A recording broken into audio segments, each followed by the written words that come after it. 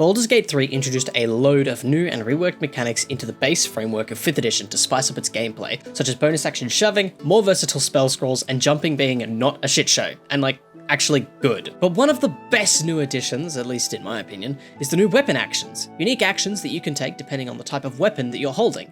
These things are so fucking I love them, I want to eat them. But anyway.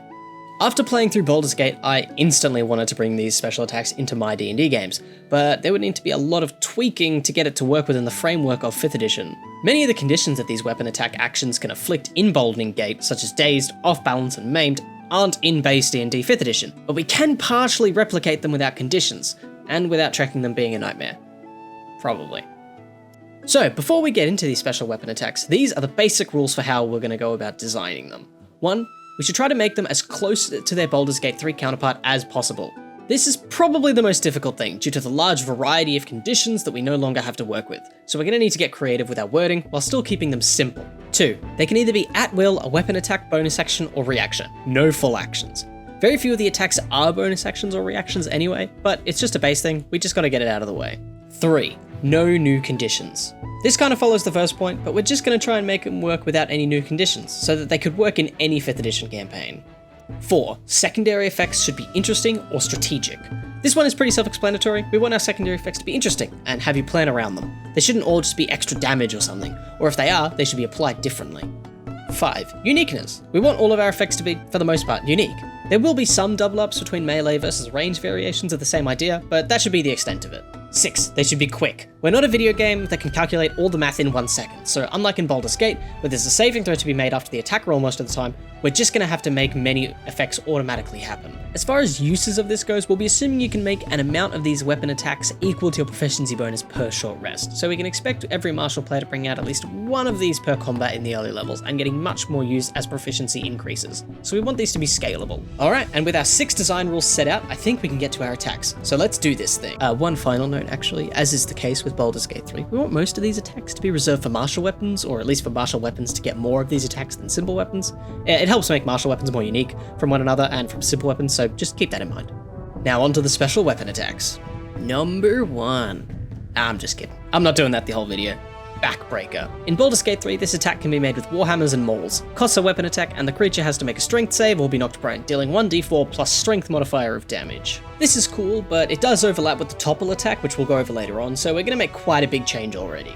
Backbreaker. Weapons, maul, warhammer, action type, 1 attack. You crush your enemy with excessive force. On a hit, the target has disadvantage on Constitution saving throws until the start of their next turn. 3 conditions, namely chest trauma, dazed, and maimed, give creatures disadvantage on saving throws and other effects. As we don't have access to these specific conditions, we'll simply replicate them in a more simple fashion. I really like the idea of giving creatures disadvantage on certain saves, as it gives martials a chance to support their fellow spellcasters and increase their chances of success on their own saving throws. Not to mention, con is especially useful for concentration checks, but moving on. As a final note, we've also just kept the base damage for the maul/warhammer because it's easier. Next up is Brace. In Baldur's Gate 3, Brace is split into 2, melee and ranged, and can be made with glaives, pikes, longbows, and heavy crossbows. It costs you 6 meters of movement, or 20 feet, and gives you advantage on damage rolls. Kinda like the Great Weapon fighting style, but better. We are basically going to copy this ability 1-to-1, only changing it from 20 feet of movement to just half of movement speed, rounded down, for our characters with only 25 feet of movement. Brace. Weapons, glaive, pike, heavy crossbow, longbow. Action type, at will. You brace for your attack. Expend half your movement rounded down for the rest of your turn. Roll 2 damage die with the available weapons and take the higher result. Next up, Cleave. Cleaves can be made with battle axes, great axes, halberds, and greatswords. I love Cleave as it's basically the sweeping attack from the Battlemaster and is just as cool. It lets you hit up to 3 adjacent targets in a 5-foot cone and does halved weapon damage, though notably Great Weapon Master and Divine Smite damage are not halved, but only hit 1 creature. Our version of Cleave is going to be the exact same, no change needed here, just slap that bad boy in the truck and broom out of here. Technically the wording is different in a way that Halberd could hit creatures in a larger arc. I don't know if that's how it is in Baldur's Gate as well, but probably not, so I guess it's been buffed, but it doesn't really matter. Weapons, battle axe, greatsword, and halberd. You swing your weapon in an arc and can hit up to 3 adjacent creatures within your reach at once. They each take half the damage rolled.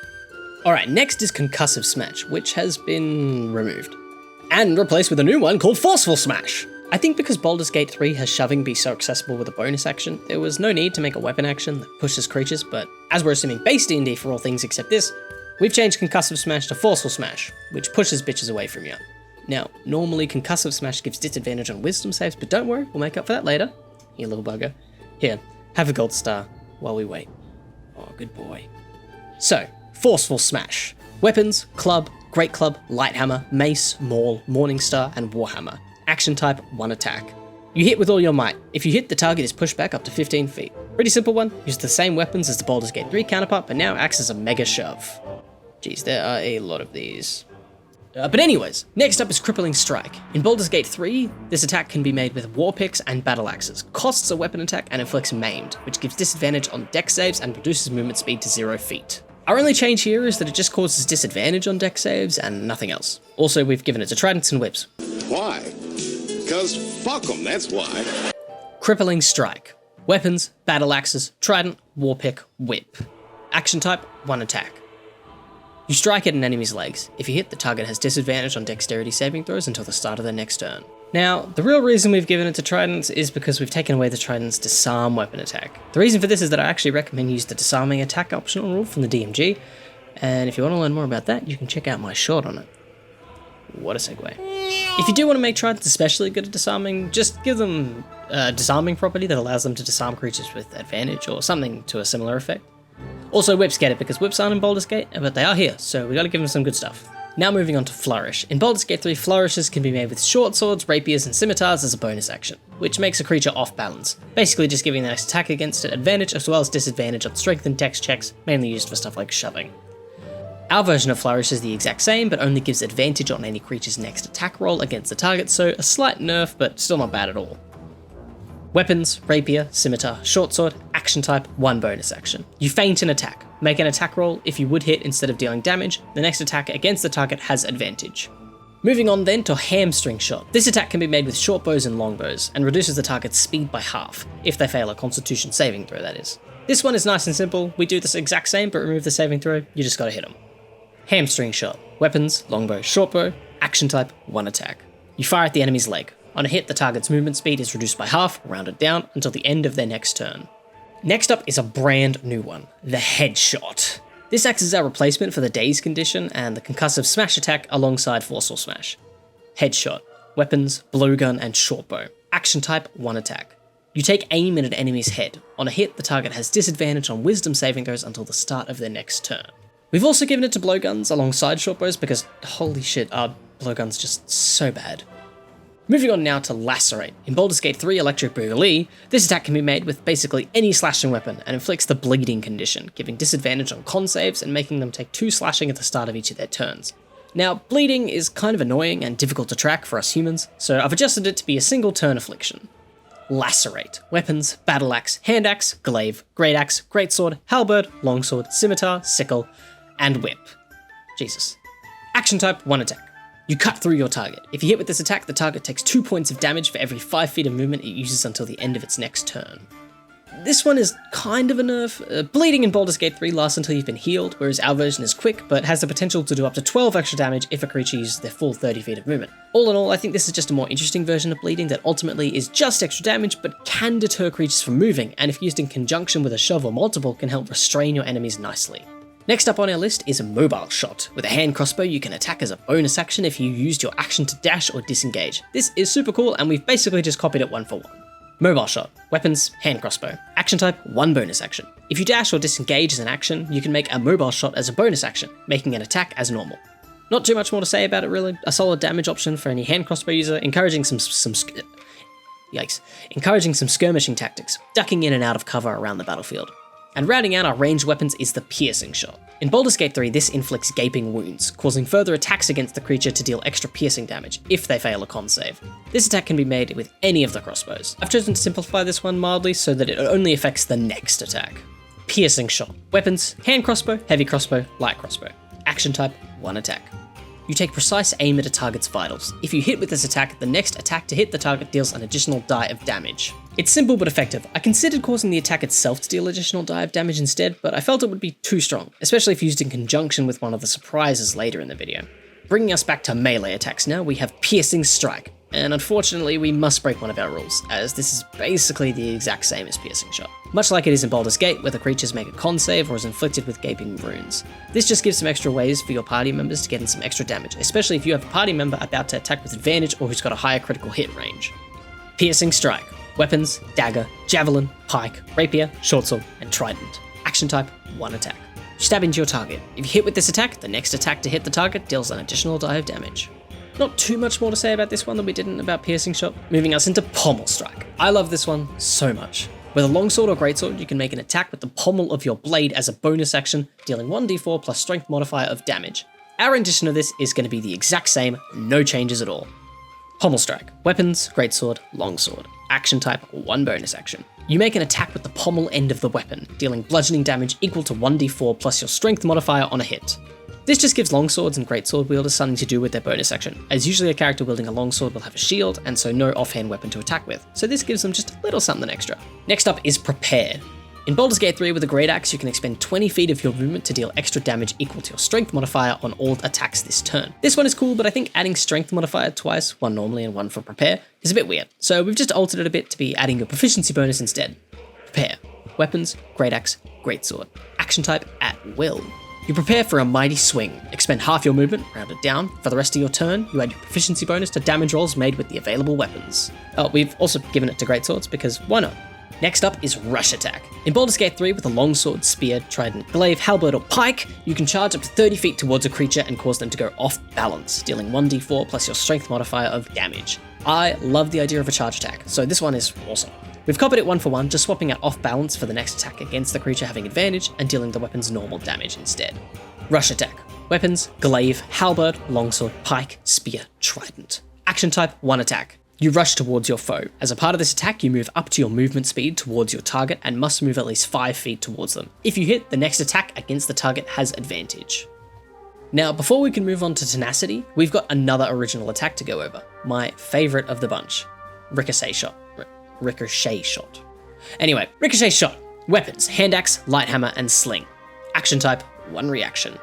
As a reaction after you hit a creature with a thrown or ranged weapon attack, you can choose to make a second attack against a second target within the weapon's short range of the original target. Designed for thrown weapons, and slings, this attack allows you to be a fucking Captain America, bouncing your attacks off goons, hitting other goons. It's awesome! It's a little limited as it's got to be within the short range of the original target, but who cares? Now, moving on to Tenacity. In Baldur's Gate 3, as a reaction while wielding a Morningstar, Great Club, or Maul, if you miss an attack, you still deal damage equal to your strength modifier. This one is super cool, and I have no notes. Only changes we're giving it to maces as well. Tenacity. Weapons, Great Club, Mace, Maul, Morningstar. Action type, 1 reaction. As a reaction after you miss with a weapon attack, you can choose to deal damage equal to your strength modifier anyway. Now moving on to Topple. In Baldur's Gate 3, you can use a quarter stave? What the fuck is a quarter stave? Moving on. You can make an attack with a quarter stave and inflict prone on a creature, however dealing no damage. This attack is fine. It's not that great. We're changing it to not only not require a save, but also be usable with more weapons and still deal damage. Overall, pretty big change. Topple. Weapons. Great Club, Mace, Maul, Morningstar, Quarterstaff. Action type, 1 attack. You strike at the target's legs. If you hit with this attack, as well as dealing damage, you also knock the target prone. Giving this to Great Clubs, Maces, Mauls, and Morningstars to make up for the removal of Backbreaker inflicting prone. I know that most of these weapons couldn't use Backbreaker anyway, but that's not really the point. Meanwhile, moving on to our final weapon action. Weakening Strike. Weakening Strike. Weapons, Rapier, Warhammer, Warpick, and Whip. Attaction type, 1 attack. You strike at the target's hands and weaken them. If you hit, they have disadvantage on their next attack roll.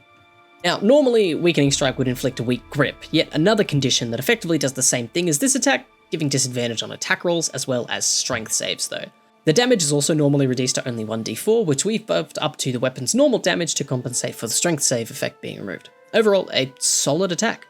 And with that, all weapon attacks are complete. As mentioned earlier, if you want to implement these into your campaign, I recommend limiting them to proficiency bonus per short rest, but letting your players choose which ones they want to use based on their weapon. It could be cool to have each one be only usable once, but I think it'd just get confusing, especially for characters who want to swap out their weapons and such. Before we go though, I have one last little surprise for you cheeky little bunches you. So, alongside these weapon attacks, we have a feat for those who want to not only use them, but master their full potential. Master Warrior. You've honed your skills in using exact and thought out attacks. You gain the following benefits. Increase your strength or dexterity score by 1 to a maximum of 20. Choose one special weapon attack. You can make this attack even after you have run out of uses without expending a hit die. Editing Scott here. I realised I forgot to mention I allow my players to expend hit die to make extra weapon attacks after they've run out of uses. I run a campaign where hit die are actually extremely valuable and short rests are 8 hours. So if you don't do that, and just let them keep doing it, cool. Choose a different special weapon attack. You can expend a use of your special weapon attack to make this attack even if you do not have an associated weapon equipped. This gives those who want it a lot more versatility with their weapon attacks, effectively unlimited uses with one of their attacks and allowing them to use one attack that they don't even have the correct weapon for, leading to some really fun and cool flavor explaining some of these. For example, using ricochet shot with a short bow, maybe your arrow goes through their body and through the creature behind them. Or using mobile shot with a rapier, throwing your weapon through the creature before running up to them and ripping out of their destroyed corpse. The possibilities are truly endless. Let me know if any of you guys ever end up using these rules in your games. There will be a PDF below with all the rules fully laid out for your viewing and gaming pleasure. And if you've got any ideas yourselves for other weapon attacks, I would love to hear them. This list here is far from the only possibilities, and I'd legitimately love to see what you guys have to say. And of course, if you enjoyed this video, consider giving it a like and subscribing. You'd be super cool if you did that. But that will be all for today. Have a good one.